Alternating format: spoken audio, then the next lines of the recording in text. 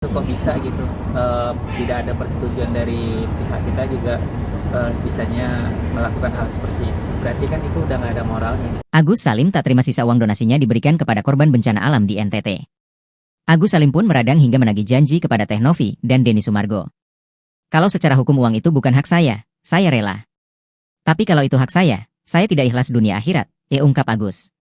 Agus menyatakan rasa kecewanya, terutama karena uang tersebut rencananya akan disalurkan oleh pihak Yayasan Rumah Peduli Kemanusiaan. Saya kecewa, ya. Dari awal sudah ada perjanjian yang dijelaskan Bu Marlina kepada saya, bahwa uang itu dititipkan untuk saya. Tapi kenapa hari ini tiba-tiba ada kabar mau dialihkan, kata Agus. Agus mengaku sedih dan menyatakan bahwa ia tidak ikhlas jika uang tersebut memang menjadi haknya.